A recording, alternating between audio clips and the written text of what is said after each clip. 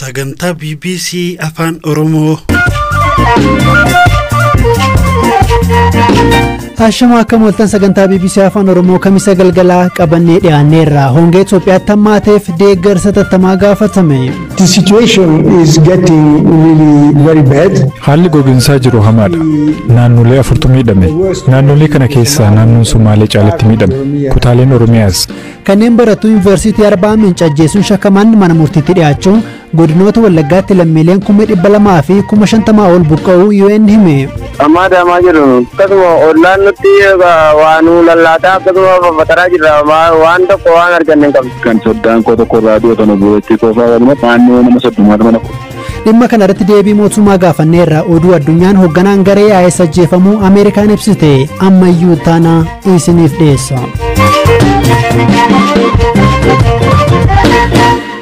Hongee naannoo kibba Itoophiyaatti hammaate hordofuun guyyaarraa ministeerri muummee Abiy Ahmad gara Booranaa imaluun hawaasa achi jiru daawwataniiru. Hongeen keessumaa naannoo Oromiyaa fi Somaaliitti mudate waggoota 40 keessatti isa hamaadha jedhameera.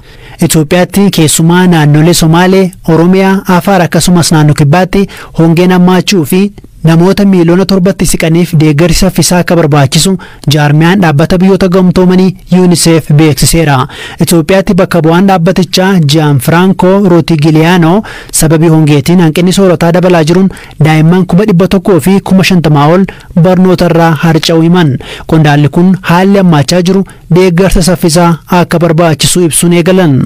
The situation is getting really very bad. The 4 regions are affected. Haalli gogiinsaa jiru hamaadha. Naannolee 40 miidhame. Naannolee kana keessaa naannoon Somaalee caalatti miidhame. Kutaaleen Oromiyaas hongeedhaan miidhameera. Waqtiiwwan roobaa 3 walitti aananiif roobni dhabameera. Kanaafuu roobni dhabamuurraan kan ka'e hanqinni bishaan dhugaatii, midhaan nyaataa fi caalattuu hanqinni nyaata bineeldotaa hammaateera. Hanqina soorataan miidhamuun dabalaa jira. Keessattuu daa'imman irratti jiruun hawaasaas rakkoo keessa jira. Rakkoo kana furuuf tarkaanfii saffisaan akka fudhatamu barbaanna. Hawaasni kun jiruusaa akka itti fufu gochuu hamma roobni marroo ittaanu roobutti balaa kana akka dandamatu gochuu qabna jennee abdanna. Yoo kana gochuu dhiifne rakkinichi ni hammaata. If not, that would be another extremely serious problem. Itoophiyaatti bakka bu'aa UNICEF Gianfranco Rotigiliano tarkaanfiiwwan dhaabbanni isaanii fudhachuu danda'u maali jennee gaafanneerra. Oftentimes, the response is late in terms of funding. Yeroo hedduu hawaasa addunyaa qindeessanii maallaqaan deeggaruun duubatti harkifataadha. Hawaasni otoo hin barfateen yeroon deeggarsa akka argatuuf jecha dhimmichi xiyyeeffannoo akka argatu gooneerra. Yeroo hedduu suura daa'imman beelaan miidhamanii suukanneessoo erga argine booda gargaaruun eegalama. Otoo sadarkaa sanarra hin qaqqabiin ammarraa eegallee gargaaruu qabna. Burqaa bishaanii lafa jalaa yookiin biirii bishaan boollaa fa'aa gabbisuu qabna. Kana gochuudhaaf qabeenyi naannoo fi federaalaa qofaan gahaa miti. Kanaafuu maallaqa dabalataas barbaanna. Fakkeenyaaf maallaqa callaa gabaadhaa namoonni waan sooratan bituudhaaf danda'an harkatti kennuufii qabna. Kun waan gochuu dandeenyu keessaa tokko. Wanti gochuu dandeenyu jira. Isaan mara raawwachuu qabna. There are things that we can do, but we have to do them now.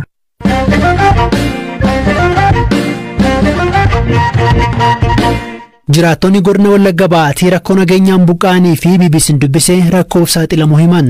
Akka isaan himanitti qeerraa kan buqqa'an haleellaa hidhattoota mootummaan finciltoota Amaaraa jedhee waamuuni. Booda kana haleellaa hidhattoota oboo jedhamaniin haleellaa raawwate jedhame haaloo ba'uuf fakkaatu garee kanaan bakkeewwan biraattis mudateera. Jiraattonni dubbisne gandoota baadiyyaa Giddaa Ayyaanaa akkasumas Sibuu Siree keessaa buqqa'anii kanneen keessaa kan bara 1995 yeroo hongeen dhalatee Harargeerraa buqqa'anii Wallaggatti qubsifaman ni jiru. Jiraataan biraa aanaa Giddaa Ayyaanaarraa dubbisne immoo firoota isaanii kan maatiin biraa ajjeefaman jedhan hanga nama 30 jiraachisaa akka jiran BBC'tti himaniiru. Bakate kun jawwaaqaa deemee kun saasigaa deemee kun harar deemee gara boodaa nutti hammaatee mana gubaa fi bakka nama rukutuu fi isa kanaan nutti hammaatee bakka iddoo sanii oduma jennu gara boodaa barbadeessuun dhufe bakka lubbuu namaa achitti kaan dhawanii ajjeesanii baqanne isaanuma guurrate kan hundaa'u qabeenya isaa lafarra jiru hin gubate bakka hin gubate ibiddatti kaanii guban. bakka qubata bara 1995 achi qubateedha. Qubata kanarratti weerarri kun kan ta'e amma deemaa jiru. Akkasuma ollaan nutti waan lallaataa akkasuma fataraa jirra. Waan tokko waan arganne hin qabne. Uummanni keenya eega buqqee turee jira. Hawaasummaa miidhamaa jira. Wanni jiru eega hawaasni keenya buqqee turee jira. Aana irratti buqqaanee aara irra turre mootummaa furmaata tokko nuu kaa'uu dandeenya. Andoora dichoo adii lafa jedhamtu guddaa ayyaana keessa naannoo duuraa guutuun immoo meeshaa bakkoonni mandar siddisti mandaraamisti bakka hin jiru qabeenyi amma bareedduu kan jedhamu tokko jirti ammachitti waajjaa kan jedhamu illee dhaqanii galanii hin jiru naannoo gubatee dhumeera bakka saddu'ee namni lakkaa'amuun qabu bakka namni bakka rakkatee jira amma naannoo namni tokko naannoo ni qallabaa jiru namni ta'ee ajii waan dhaqanii wallaale kan obbo Deessikoo tokko irraa du'eefaa kan soddaan koo tokko irraa du'e kan obbo Itti Koofaa walumatti ilaalaa gara naannoo nama soddomaata mana koo jira ijoollee soddoma bakka babattanamee jira rakkatamaa jira miidhamaa fi buqqaa tokkodha. Rakkoo guddaatu jira. Rakkoo kunis immoo hiikamaallee hin jiru. Amma ammaatti nama gaafannaa bakka bultiillee kan hin arganne bakka oolmaallee kan hin argannedha. Amma rakkinuma guddaadhaan inni fira qabus inni fira hin qabne rakkinuma guddaadhaan jirra. Maatiin baay'inaan nama 4-5 mana tokko kan du'e jira. Inni wal fudhatee baheera. Jireenyi hin jiru. Qabeenyi keenya hin jiru. Ana hanga godinaatti beeksifneerra yeroo masinii eegna yeroodhaan furama malee hin dandeenye jedhanirraa kan darbe. Dhimma kana irratti deebii qondaala mootummaa oduu gabaabaa booda isiniif dhiyeessina.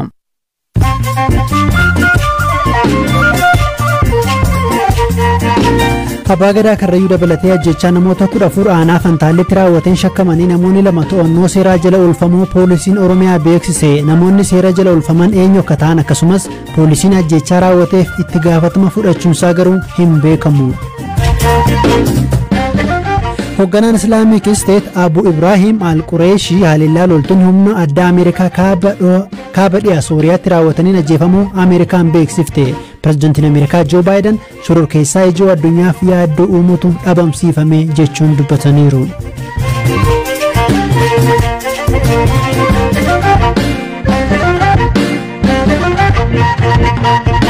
Oduu taanutti ce'eera. Dhaabbata biyyoota gamtoomanitti waajjirri gargaarsa namoomaa qindeessu Oochaa godinaalee Wallaggaatti lammiileen 200,000 fi 50,000 caalan rakkoo nageenyaan buqqa'uun deeggarsi nyaataa akka isaan barbaachisu hime. Dhaabbatichi rakkoo nageenyaarraan kan ka'e akka fedhan socho'anii gargaarsa kennuun akkasumas deeggarsa fayyaa lubbuu oolchuuf oolu geessuun rakkisaa ta'uu ibse. Sababa kanaaf daa'imman haadholiin hoosisan akkasumas haadholiin ulfaa rakkoo hanqina nyaataa madaalawaaf saaxilamanii jiraachuu ibseera. Mootummaan naannoo Oromiyaa dhimma buqqaatotaa duratti dubbisnee isa gaafanneef kanneen mana barumsaa kaampii fi bakka tokko jiraniif malee mana namaa warra daataniif deeggarsa dhiyeessaa kan jirre himeera. Rakkoo jiraattonni rakkoo nageenyaan buqqa'anii himataniif waan gochaa jiran koomishinara koomishinii hooggansa sodaa balaa Oromiyaa obbo Mustafaa Kadir gaafadheera. Akka waliigalaatti Oromiyaa keessatti namoonni godinaalee 9 keessatti namoonni 591 fi 590 sababa nageenyaatiin warra buqqa'anii kanneen keessaa warra iddoo muraasa rakkoo nageenyaa jiru alatti namoonni 468 fi 141 deeggarsi godhamaafii jira. Kun godina Wallagga Arfan Gujii lamaan ilaallata. Akka waliigalaatti warra sababa nageenyaatiin buqqa'an kana nama midhaan kuntaala 148 fi 258 kennameefii jira. Almost amma torbee darbeetti jechaadha. Walumaa galatti ammaaf namoota buqqa'anii ala jiran kan mana nama dhuunfaa jiran gargaaruun hin danda'amu. Warra ala jiru kaampii keessa jiru dunkaanatee jiru mana barumsaa keessa jiru deeggarsi godhamaafii jira. Warra hongeetiin adda baasnee ilaallu. Amma namoonni dubbisne godina Wallagga Bahaa keenyaaf gandoota baadiyyaa aanaalee giddaa ayyaanaa Galiilaa immoo akkasumas Sibuu Siree keessaa kan buqqa'aniifaa hanga gara Adaamaatti bafaa kan baqatan ni jiru. Gara Adaamaatti kan baqatan jiru Sibuu Sireerraa keessumaa kana dura Harargeedhaa buqqa'anii Sibuu Sireerraa ka Adaamaatti baqatu. Akkasumas immoo gara Naqamtee kanas Horroo Gudduu magaalaa Shaambuu keessas kan jijjiiran jiru. Kaampiin garuu ni jira godinoota kana keessatti. Namni buqqa'e jedhamu namni tokko ganda tokko irraa buqqa'e yookaan aanaa tokko irraa buqqa'e iddoo wayii qubata jechaadha. Qubannaa si galaa miti. Qubannaa namni ati gargaartu warra qubannaa jiru sana malee mana nama tokko irra deemtee namni wayii as jira jettee gargaartu nama jechaadha. Kanaaf Sibuu Siree irraa buqqee Adaamaa kan jiru gargaaru hin beekamullee hin beeknullee jechaadha nama akkasii. Kanaaf nama Sibuu Siree irraa buqqee iddoo wayii jiru mana barumsaa jiru dunkaanatee jiru jira. Ministeerri Muummee Abiy guyyaa har'aa gara Booranaa dhaqanii turanii naannoo Oromiyaa keessa yoo xiqqaate godinoota 7 keessatti hongeen mul'ateera. Deeggarsi gahaa taasifamaafii jira gama waajjira keessanii gargaarsi dhaabbilee garaagaraa maal fakkaata? Namoota sababa hongeetiin miidhamaniif midhaan nyaataa dhiyaachaa jiraa fi amma tokko bishaanis margis deeggarsi gahaan godinaalee Booranaas Gujii lamaanii fi Baalee akkasumas Harargeedhaafis Harargee aanaa muraasa irra jira. Kanaafis taasifamaa jira marga horii fi bishaan irratti hanqinni jira. Bishaan namaas kan horii akkataatti dhiyeessuu danda'an hojiin hojjetamaa jira. Akka Oromiyaa guutuutti lakkoofsi namoota deeggarsa nyaataa fedhanii yookiin barbaadanii meeqa? Miliyoona 4 fi 163 fi 809 midhaan kanaaf midhaanii fi maallaqni amma silasii kaase sun kennameefii jira. Kun fuula durattis midhaan nyaataa irratti rakkoon qabnu tokkiin kan kennas kan federaalaas tokkii gahaa qabna. Namni sababa hongeen lubbuunsaa darbee jira. Boorana meegaatti daa'imni tokko hospitaalatti du'u odeeffannee turre ogeeyyii fayyaarraa. Quba qabdu sin kana? Kana hin qulqulleessinaa. Rakkoon nyaata dhabaaf namni lubbuun isaa darbee jiru. Beelaaf namni du'u hin jiru. Dhibeedhaaf namni du'a yeroo kamiyyuu. Boorana istookiin nuti qabnu gahaadha. Kana yeroon gaafadhe deeggarsa namoomaa bakka hidhattoonni socho'an geessuu rakkisaa akka ta'e qondaalli naa himan turanii isin rakkoon isin qunnamee jira. Kibba Oromiyaa irratti illee masmara rakkoon akkasiin jiru. Naannoo Laga Bahaa irratti iddoo muraasa bakkee midhaan geessuudhaaf rakkoo ta'e jiru. Sanas makiina xixiqqaadhaan poolisiidhaan ajjabamee midhaan gahaa jira. Sentarii Naqamteetti buusnee makiinaan guddaan dhaquu hin danda'u. Makiina xixiqqaa ijoollee poolisiitiin ajjabamee midhaan mandara isaaniitti akka buutaa jira.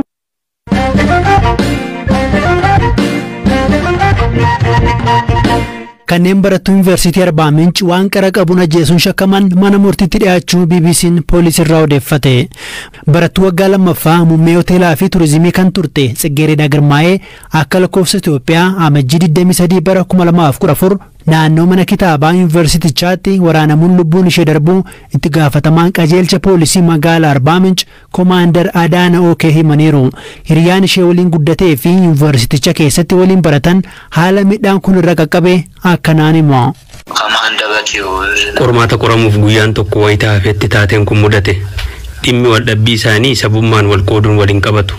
Sin jaalladha jedhee gurbaan ishee rakkisu jira. Isheen garuu jaalala isaa hin simanne. Halkan sa'aatii 4tti nama biraa waamsiseetu naannoo mana kitaabaatti wal argan. Muummee barnootaa tokkichatti baratu. Dhalataa Dabra Biraanidha. Ani isheen waliin guddanne.